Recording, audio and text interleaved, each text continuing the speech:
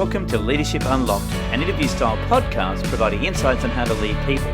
Proudly brought to you by Human Interactions Australia. Hi, and welcome to episode 6 of Leadership Unlocked. My name's Craig Bulmer, and I'm extremely privileged to have Michael Schneider, the Managing Director of Bunnings Group, with us today. So welcome, Michael. Hey, Craig. Nice to be with you. Thank you so much. Hey, tell us a little bit about Bunnings. Most people know who you are, but what's the plug from the MD? Oh, look, I don't think there's any real plug, so to speak. Obviously, Bunnings are 135 years old this year, so a true success story, I guess, if you like, in terms of being in the market for a long period of time, but absolutely focused on helping Australians and New Zealanders do more and feel more comfortable doing things around the home. And never more have we spent more time at home than we have the last 12, 18 months. So, it's certainly been a bit of an interesting journey. Hasn't it what? And I guess, there's been many businesses that we know have actually thrived through this COVID period. And I don't want to harp on COVID too much, but certainly Bunnings was one of those organisations that did thrive. Yeah, it's certainly been a very busy time for our team and our suppliers. It's, I guess when we sort of faced into this early in 2020, we didn't really know what the future would hold. But when you sort of look back at it and think about some of the characteristics that have been at play, people not being able to travel internationally, traveling domestically has been certainly a little bit hit and miss. And for big periods of 2020, I should say, you couldn't travel at all. Spending that time at home meant that probably everything you ever thought about doing, or every niggly creak or groan in your house, you wanted to get in and deal with. And Bunnings was one of the places that you could go to do that. And very pleasingly, we were able to do that in a really safe way for our team, and a very safe way for customers and community as well. So I guess that's a really interesting. There's so much in that response, because you had to manage your team, but you would have had to manage your team at so many different levels. Not only from their own safety perspective, of course, that's the obvious one, but how did you manage your team with the increase in people coming through the store? How did you manage your team with stock holdings coming through? Like, it's huge. Yeah, it's certainly been a challenge, and I think the way the federation works, you end up with a number of different jurisdictions across Australia, and obviously New Zealand as well. And as we all know, each jurisdiction sort of approached this pandemic in a different way. Some were very isolated from the rest of the country for very long periods of time. Others had extended lockdown. So we had to work a lot to understand local requirements, and we worked very hard and very collaboratively with governments, health departments, police departments, to make sure that the primacy of what we're about, which is being open and being safe, was absolutely being met. I think the second part was probably, particularly for our Victorian team, dealing with the extended lockdowns. Our store teams were all at work. We were able to sell product to our customers online and fulfill that from our stores. Trade customers were allowed to come in and buy products to do emergency repairs. And as the lockdown progressed, they were able to get back onto job sites. But for our support team of over 1,000 team members working at home for this extended period of time, had a whole series of other challenges. But really, to start it all off, we just skinnied down our agenda and really focused on the welfare of our team and customers, and being open and available for the community, because we know we do sell a lot of products that are pretty vital and pretty essential for your home. And if you've ever blown up a hot water system, you get the idea how quickly you need one of those, and we're one of the places to go get it. And then as the year progressed, we obviously sort of returned to a more normal business cadence of planning and organising and leading and managing our business, but never really took our eye off the ball around the safety side as well. Yeah, nice. Tell me, what is the structure? What's the executive structure, and how's the structure work in Bunnings? Yeah, it's a pretty flat structure for a close to 400 store network with over 55,000 team members. But it's broken into two core businesses really: the consumer side of our business, which is for DIY people like you and I, Craig, and then we've got a trade business which really does focus on everyone from the small trade through to large businesses and organisations, where I guess we play a B2B procurement type of partnership with organisations and government departments. And then inside that, like most retail businesses, we've got a team who buy product, we've got a team who move product, and we've obviously got amazing teams that help us sell product, whether it's online or in store.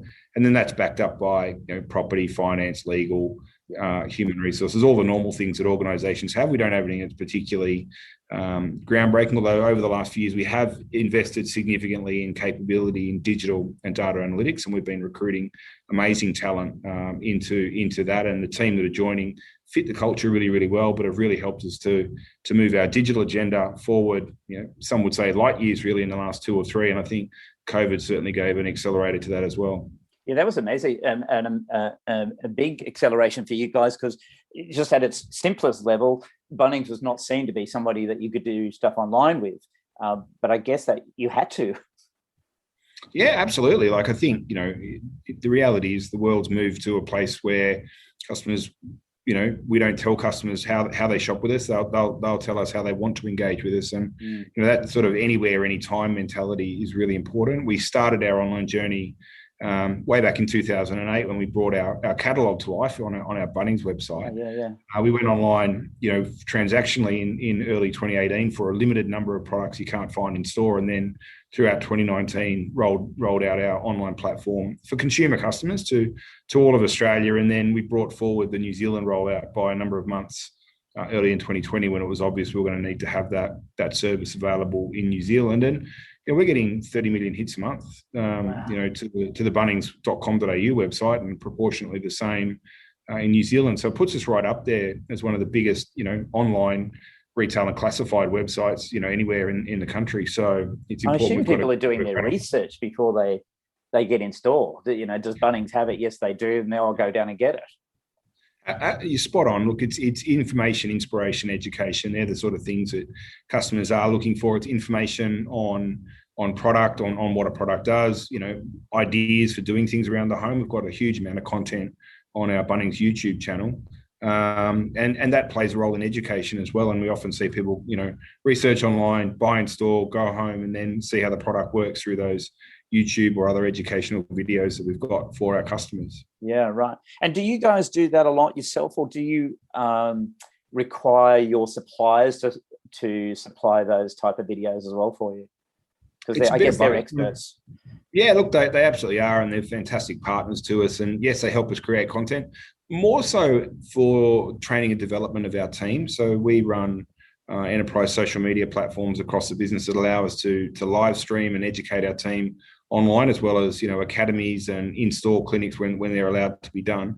But we actually buy properties and renovate those to create content. So we have our team members who are trade qualified or experts in certain categories come in, and I think the first Bunnings house we bought, we might have done the kitchen about 9 times, I think, from memory. So everything from taking an old kitchen and just giving it a coat of paint and freshening it up for people who are on a really tight budget, maybe first home buyers or young families, right through to quite extensive kitchen makeovers. And that's really important content, because it not only shows customers what can be done with the products that we sell, but it does give them that inspiration to take on DIY projects. And we've seen that really come to the fore over the last 18 or so months. Yeah, well, that's fantastic.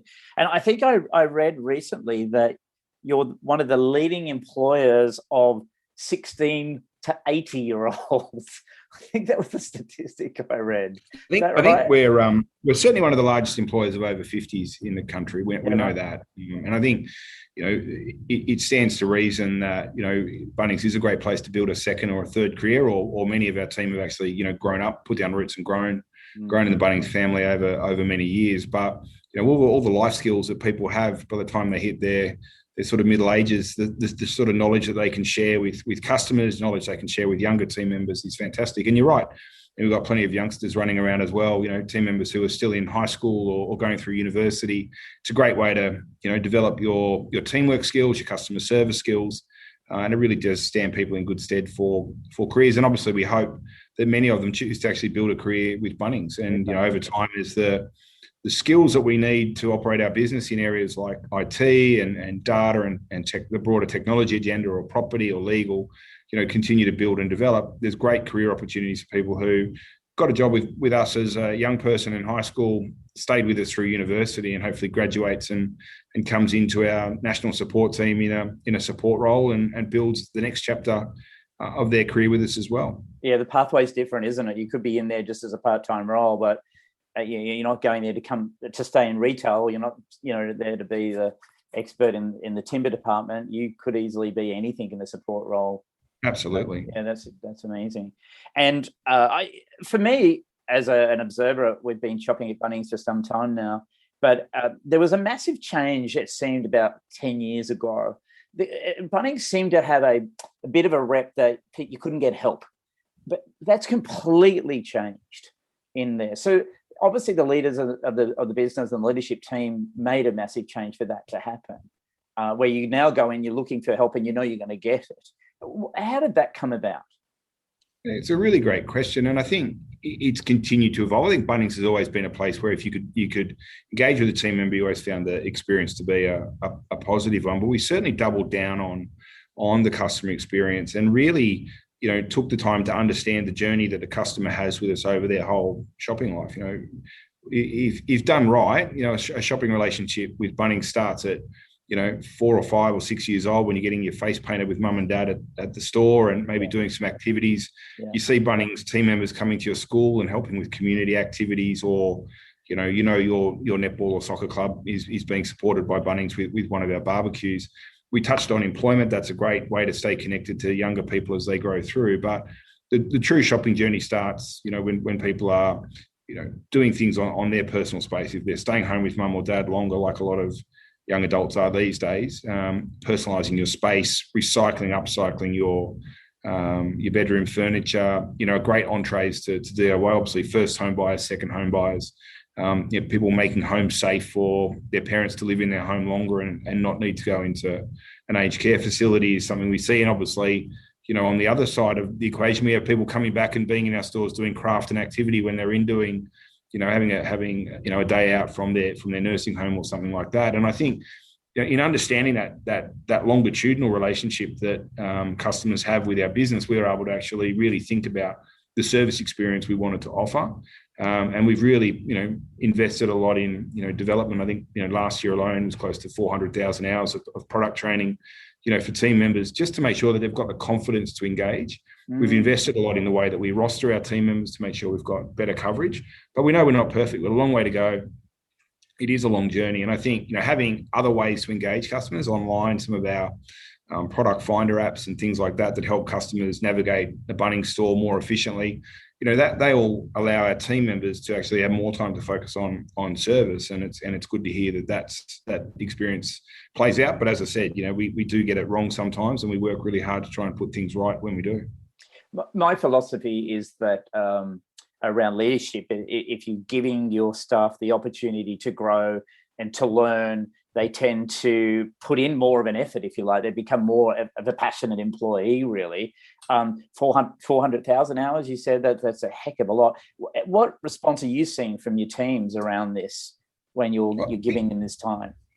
I think team in any organisation vote with their feet, right? So if you've got an engaged, committed team, and we're very fortunate to have one of those at Bunnings, and we focus on things that are a little bit less regular in the retail space. So we focus a lot on permanent team members, and our aim is to have over 80% of our team either permanent, part-time or full-time team members. We pay well above the award with our retail store EBA. They're all things that are about treating our team members in a way where they feel there's a real connection and partnership with the organisation. And accordingly, you've got very low levels of turnover or very high levels of retention, which is the way we sort of think about it. And that's an enormous bolster to the culture of an organisation, because your team are working together for longer periods of time. It's great for customers. They see the same faces in the store. Yeah. Team know customers know team members. And you just get this constant build of experience in your organisation without the cost that comes from a high churn environment, which is often the case in retailers, particularly those with very high levels of casualisation in their workforce. Exactly. And so I guess that's been transformed into even things like you're getting local staff to do the adverts. Yeah, we've had we call it the Red Shirts TV campaign. It's been in place now since 2005, and it is team members in their local stores filming those ads. And it's great because, it's an opportunity for them to be recognised. We use it a little bit as reward and recognition for things that the team are doing well. So they get to be on TV, and that's something that they certainly value. But it's also talking about our business through the words of our team members. They're unscripted. There's always some funny bloopers we get to watch behind the scenes, but it is a great way for the brand to come to life, and for our team members to really represent that. And we focus on being very disciplined around it, always being team members in stores. We don't have people from our support centers or executives doing those ads. It's always our team. I think it's terribly authentic. I find it incredibly authentic. I don't think there's any cheesiness about it at all, really. I think it's worked really, really well for you. So how long have you been in a leadership role yourself? I've been in this role for 5 years, but I've been leading teams now for, most of my career. So probably, 20 plus years now. Yeah, right. And have you got some key philosophies around leadership? Are there certain kind of things you go, these are no-brainers, you have to have this in place as a leader?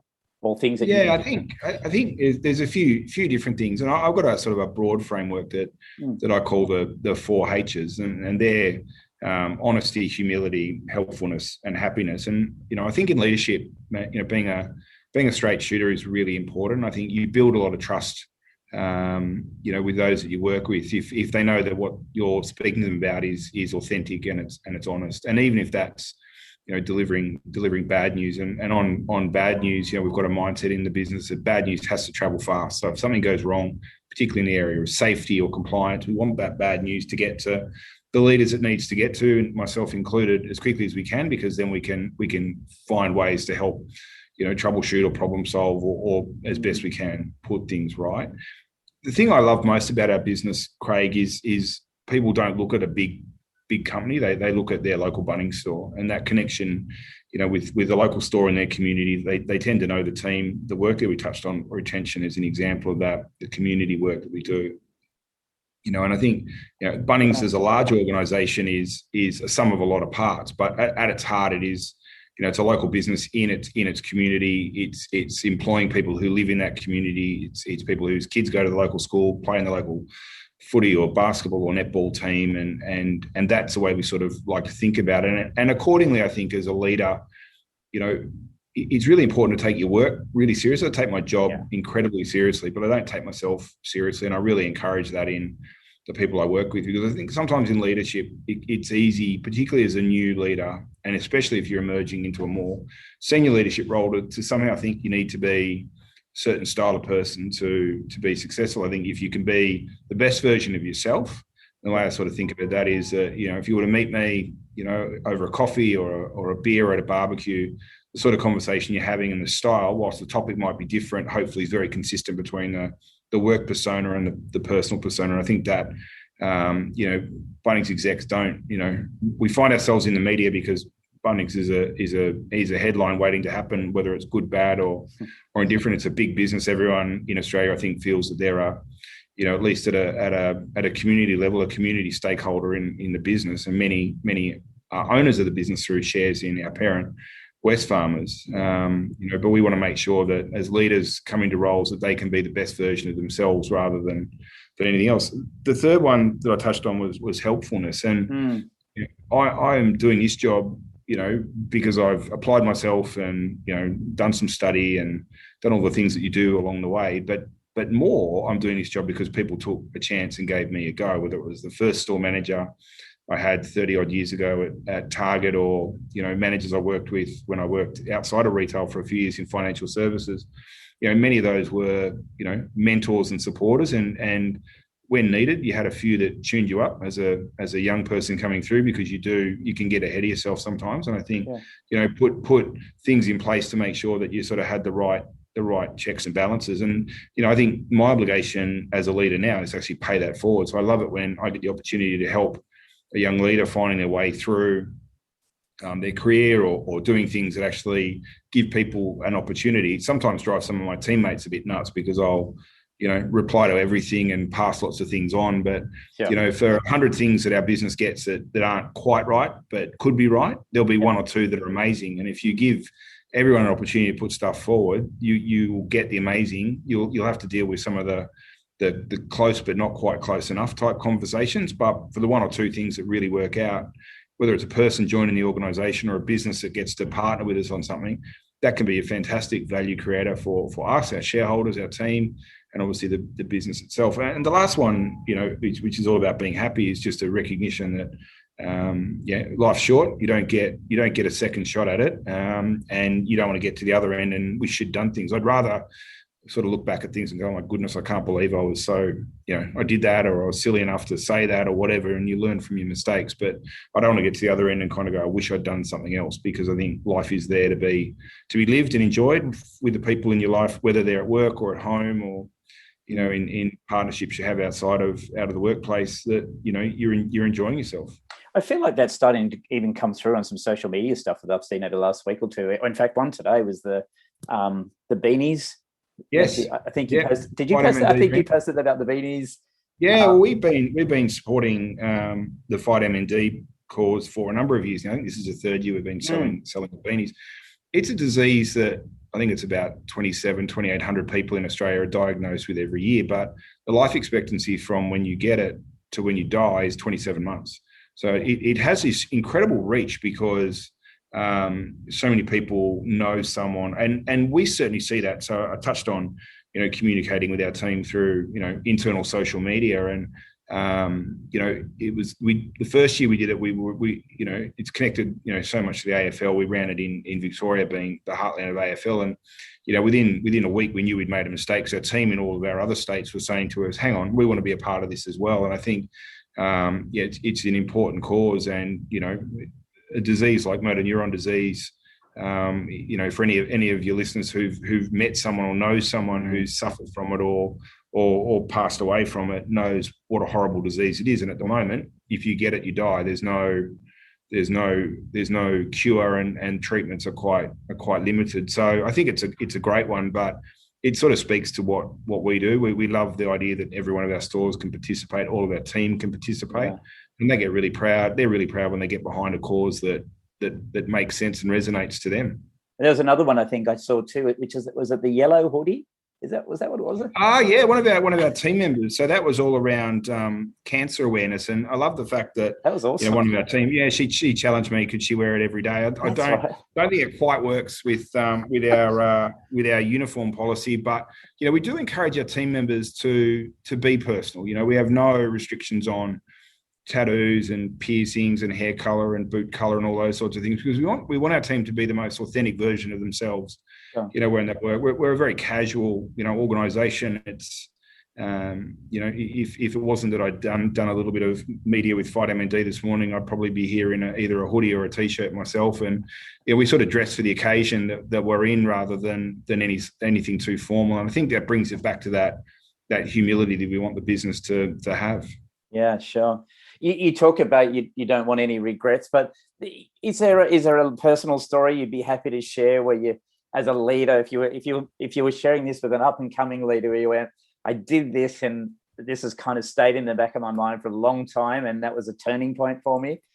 Yeah, I have to be very truthful, Craig. I don't always like the fact that I'm getting older, but one of the things I am grateful for is that I grew up in an era before social media, so I get to be the personal curator of my screw ups rather than them being posted on socials. But I do remember when I was back working at Westpac, and I'd done a few different jobs.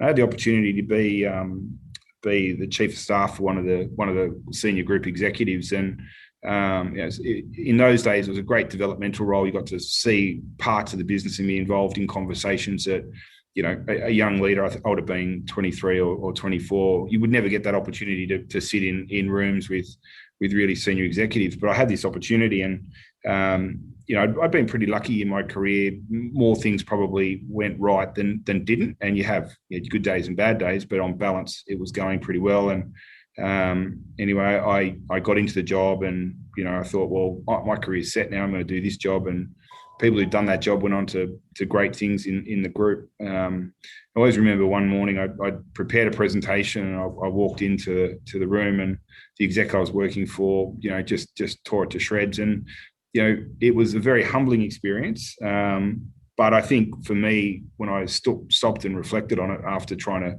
defend the indefensible, which is normally what happens when you get caught on the hop.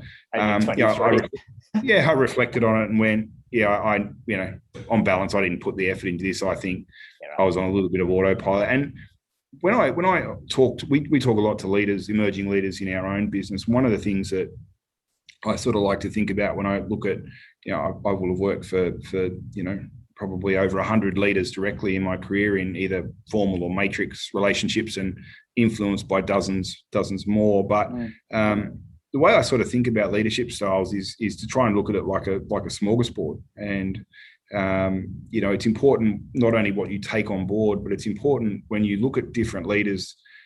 And I've worked for some great leaders, and I've worked for some pretty average leaders as well. Sure. What you're looking for is, how can I take on things from the great leaders, but also take on things from the poor leaders, in the sense of, I want to be conscious. I don't want to behave in that way. I don't want to behave, aggressively or dismissively or arrogantly. And, I think that's equally important. So it's taking on what you want the best version of your own leadership style to be, but having that counterbalance, if you like, of what you don't want to be, and then making sure you've got to have a fairly high EQ around that too, right? Because you could notice it and not change your behaviour, but the ability to be able to notice it and change is important, I think. I think EQ is becoming an increasingly needed leadership skill. Most of our days as leaders are spent talking to people, and I think, the last period has probably reminded me, you're part leader, you're part counsellor, you're part friend, you're part confidant. But I think part of the EQ build is actually who you surround yourself with as well. So I'm very fortunate in not only my executive team, but I think the broader Bunnings team, we're invested in helping each other win. And you'll get a heads up that someone's having a bad day or something's gone wrong in someone's life, and you get the opportunity to lean in and make sure they're being supported, or even maybe avoid a tough conversation with someone because they're battling something outside of work. So you need that support piece around you to help guide you and point you in the right direction, but equally have leaders who are strong enough to say, hey, either you're not okay, or I think the way you spoke or handled that situation wasn't right. And I don't think anyone ever wakes up in the morning and thinks they consciously want to be mean to someone. Hopefully not, or do a bad job. But I think circumstances can make you, make it quite compressed. And I think in senior leadership roles, you cast this long shadow, right? Everyone, you're very visible to the team. We've got a cafe in our support centre here in Melbourne, and I wander in there and grab a coffee in the morning. And early in my career, I remember someone as MD, someone said to me, "Oh, I heard you're in a really bad mood this morning." And I was like, I don't think I'm in a bad mood this morning. But what it was is I was really focused on something I was doing. I walked in, ordered a coffee, stood reading my phone, got my coffee and left. What I learned is the team actually, when you're in that environment, many of the team members don't get a lot of time to sit and talk, with a managing director or CEO, very often. So if you've got that 5 minutes to just ask how people are going, check on things, talk about the footy, talk about the basketball, whatever it is, that's that humanizing piece. So you do need people who will point things out, and as leaders, it's a sharp reminder your behaviors on show all the time. And I assume that you probably were asking people how they were previously, and then by not doing that, it kind of looked different. It was a contrast. It is that. And I think the other thing is, we all have good days and bad days, and every now and then you run the risk of being a bit short with someone because you're under pressure. And I think that's where when you stop and reflect, if you think, I've probably not been the best version of myself, you go back and try and put that right. And the best apology is change behavior, right? So if you're over the years, I've learned that you've got to change and evolve your behavior. We're dealing with very different generations of people. I think there's 6 generations of people in the workforce at the moment, and all of those are very different. And I know that as a parent. I've got a 21-year-old and a 19-year-old, and the way that they want to engage and connect is very different to people my age. Yeah, I think the difference is probably bigger than it ever has been, I think, across generation. I've got 2 more questions for you. Sure. The first one is this. Your 3 key tips. If you were giving a new leader 3 key tips, what would be the 3 things you'd give them? Take the time to get to know the people in your team as people. So actually know the people, because that's going to always allow you to resonate more, connect more. And that comes through actively listening, spending that time over a coffee, going for a walk, being really present, for those team members. That's the first one. Second one is don't be afraid of failure, and don't be afraid to let your failures be seen. I think in leadership, so many great careers get destroyed because a mistake's made and then the mistake's covered up. And, in the reality is we all make mistakes. I've made so many that, I make them every day. And some of them are big and some of them are small. But if you hide mistakes, that's when dishonesty creeps in. And I think that's usually more of an issue than anything else. And the last one is just to be curious and read widely, read lots of different publications, make sure that you're endeavoring to build a network where you've got people who are willing to share and you have the opportunity to sort of share back with them. So, and in all of those, the version of you, who you really are, will come out, because your team get to know you. They see you owning your mistakes. You see your desire to sort of, build a better future by learning more. That they'd be the sort of three legs of the stool, if you like. Sounds good. They say that in Sydney they talk about property prices, and in Melbourne they talk about the AFL. You're an AFL fan? I've become an AFL based at some point. Yeah, and I grew up in Sydney. I worked in Sydney. I worked in Western New South Wales. I worked in Perth, and I've worked in Melbourne. I've lived in Melbourne this time around for 13 years, so it's fair to say that Melbourne's home is the forever home at this point in time. But I don't think you can live in Melbourne and not be affected by the AFL. A lot of the things that we do, Vitamin D is a good example. It's closely linked to Australian rules football. I'm tragically a Carlton supporter. We got beaten in yet another match over the weekend, and my frustration isn't with losing; it's with people that give in. And I was a bit grumpy with them because I felt they let their opponents get in front and then didn't fight to claw it back. But I've certainly come to understand the AFL a bit better. I quite enjoy it.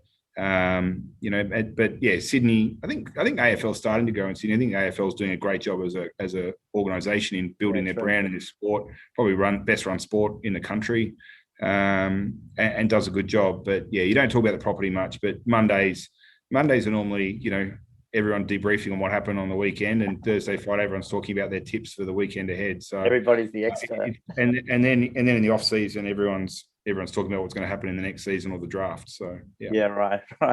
Michael, it's been an absolute pleasure to have you on this podcast. I feel like I could spend another hour with you, but I won't, because we limit to 30 minutes so people can listen to it while they're walking. It's been an absolute pleasure. Can I say congratulations? I think you've done an amazing job these last 12, 14 months through COVID as an organisation. I think you've done an incredible job.